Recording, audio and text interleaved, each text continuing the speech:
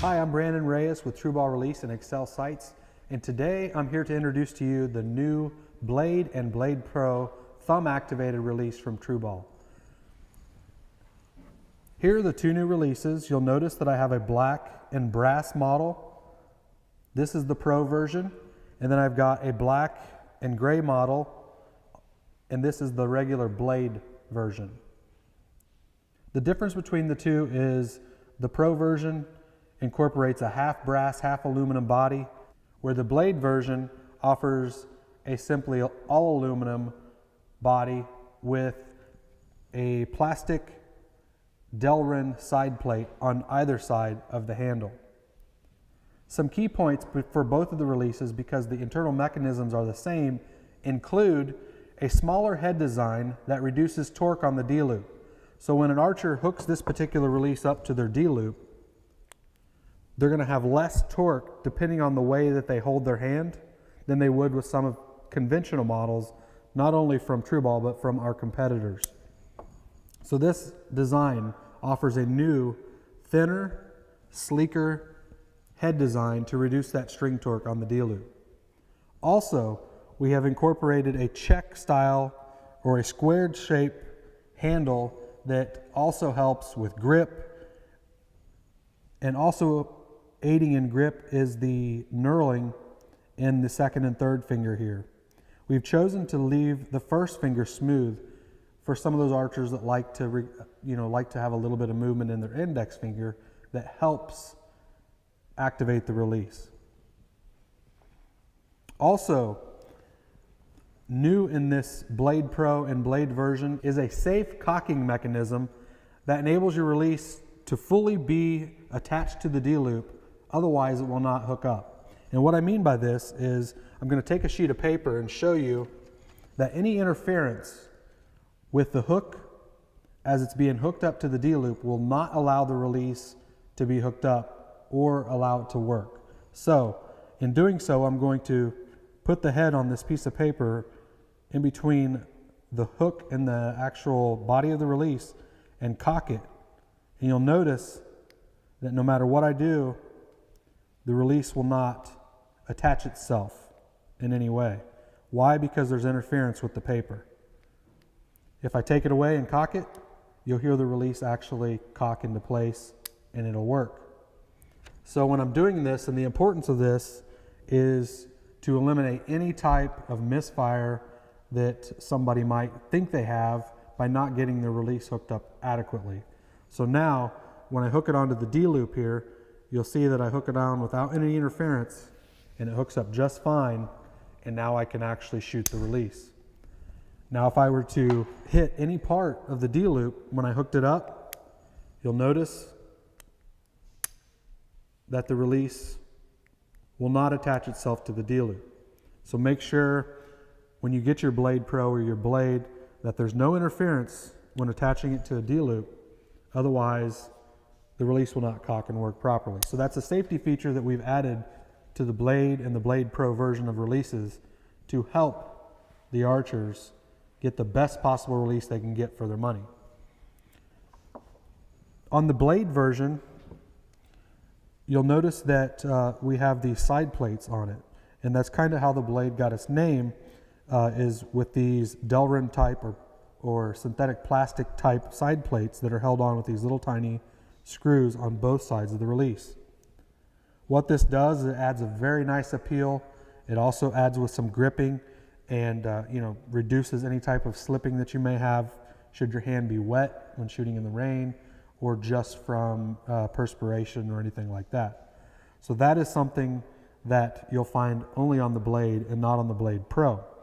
Additionally, the Blade is also a little wider than the Blade Pro. We've tapered the release on the Blade Pro down at the middle and ring finger, where you'll notice there is not a drastic as taper that you can get on the original Blade. As far as weight is concerned, with the Blade Pro, you're looking at about 5.5 ounces as opposed to 2.8 ounces, or nearly half the weight in the original Blade version. On the back of both the Blade Pro and the Blade, you'll notice that we've added a location for any archer to be able to add a rope or a lanyard should you want to wrap it around your wrist or have it attached to your wrist while in a hunting situation or just at a target situation as well. So that's something that you'll find 2 square locations that are radiused for ease of putting a rope through should you choose to do so. The Blade comes standard with our teardrop system and our large knurled thumb pin that you see attached to both of these releases. As far as adjustment, the adjustment screws for the releases are identical. There is a sensitivity adjustment on the top here. That's where we're going to make our actual pressure changes. Should we want to make the pressure heavier or lighter, we're going to adjust the screw in the top here. And I want to note and make note that on both the sensitivity and on the travel on the back, there are lock screws. These lock screws have Delrin balls underneath them that keep pressure on the actual adjustment screw at all times to make it feel like there's resistance on those set screws. What this does is it actually allows the archer to obtain the best possible adjustments that they can obtain throughout the adjusting of the release to get it to their liking. So my suggestion is to really never mess with the lock screws because they're going to come tight from the factory, and adjust with a little bit of resistance on your sensitivity and your travel adjustment.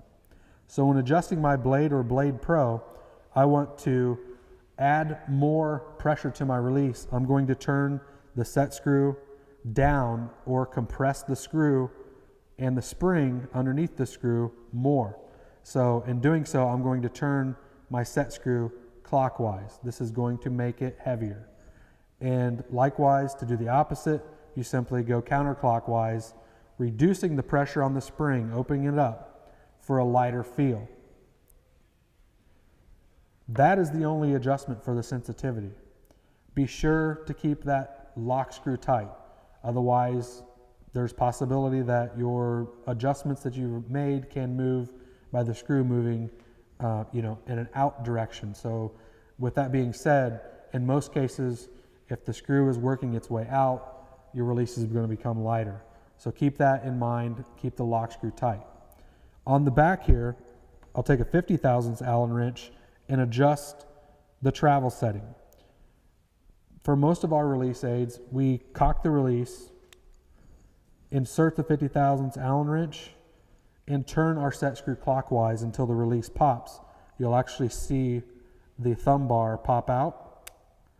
Okay, I turned it about 1/8 of a turn. I believe from the factory, most of these releases are going to come at a safe setting at about 1/4 turn off from misfiring.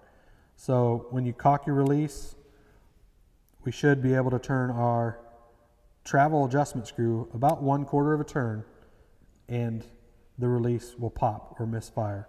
So from there, we're going to turn it back 1/4 of a turn, and that's going to be our optimal location for travel setting.